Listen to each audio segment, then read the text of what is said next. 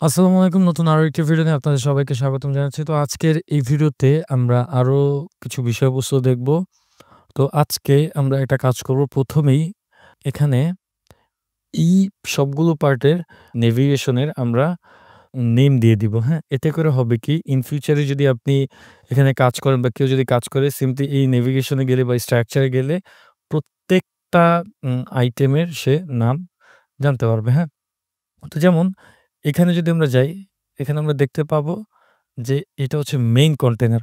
তো আমি এটার নাম দিয়ে দিলাম এখানে এইটা আমরা ডাবল ক্লিক করে এখানে আমরা নাম দিতে পারি হিরো মেইন কন্টেইনার, হ্যাঁ? এরপর এখানে আমরা দিতে পারি হিরো টপ কন্টেইনার, হ্যাঁ? কন্টেইনার।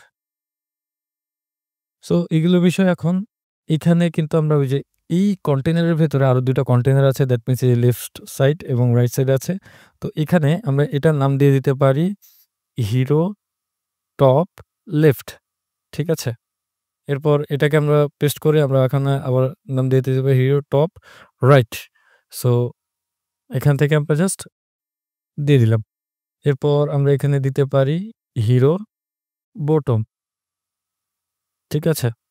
সো দ্যাট মিনস এখন দেখেন, এখন কিন্তু এখানে বা আমরা যেখানেই থাকি না কেন তখন কিন্তু আমরা বুঝতে পারবো যে এই স্ট্রাকচারটা বা এই কন্টেইনারটা কোন পার্টের জন্য, হ্যাঁ?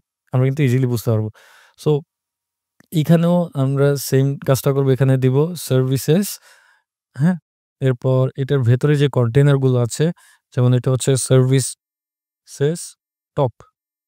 ঠিক আছে? এরপর এটা হচ্ছে সার্ভিসেস বটম। ঠিক আছে?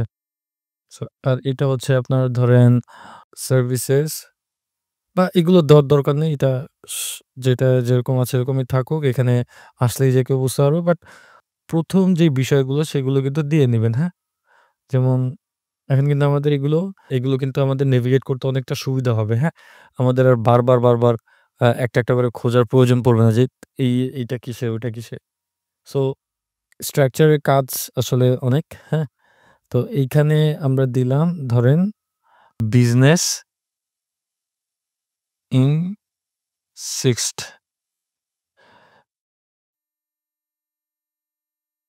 এখানে ধরেন আমরা দিলাম বিজনেস সেকশন। এটাকেও আমরা দিলাম ধরেন এখানে দিলাম কি ফ্যাক্টর, হ্যাঁ? পরে এগুলোর নাম দিলাম ধরেন টেস্টিমোনিয়াল, টেস টেস্টিমোনিয়াল। এরপর এগুলোর ক্ষেত্রে আপনারা লেফট রাইট এটাও দিয়ে দিতে পারি, হ্যাঁ? তো এখানে লেফট রাইট এর দরকার নেই। যেহেতু এখানে তেমন কোনো এলিমেন্টস নাই। আসলে সবগুলোতে দেওয়ার ট্রাই করবেন বাট কমপ্লেক্স যেই পার্ট গুলো থাকে সেগুলোর প্রত্যেকটা কন্টেইনারে কিন্তু নাম দেওয়ার চেষ্টা করবেন বা দিয়ে দিবেন, হ্যাঁ? তো এটার ক্ষেত্রে আমি এখানে দিলাম FAQ, এটার ক্ষেত্রে আমি দিলাম